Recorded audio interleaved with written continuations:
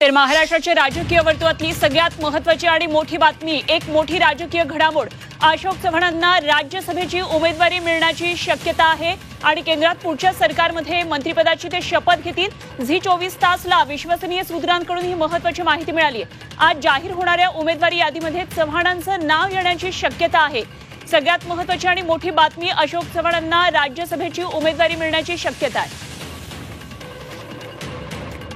आमचे प्रतिनिधी शिवाजी शिंदे सध्या आपल्याबरोबर आहेत। आणखी सविस्तर तपशील जाणून घेऊया। शिवाजी, अशोक चव्हाणांना राज्यसभेची उमेदवारी मिळणार असल्याची शक्यता आहे, काय नेमके तपशील मिळतात यापुढे? अनुपमा, जी 24 तासला जी सूत्रांची माहिती मिळाली आहे त्याच्यानुसार पुढच्या जे केंद्र सरकारचं मंत्रिमंडळ असेल त्यात अशोक चव्हाणांना मंत्रिपदाची शपथ घेताना आपण पाहू, अशी माहिती तुर्तास मिळते।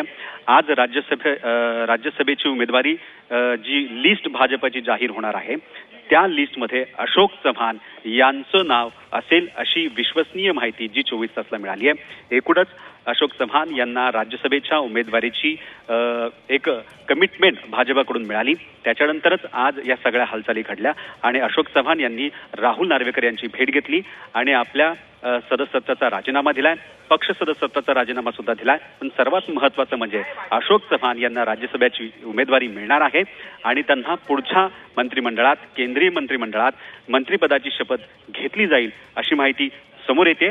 तुर्तास आज जी लिस्ट जाहीर होईल त्याच्यामध्ये अशोक चव्हाण यांचं नाव असेल।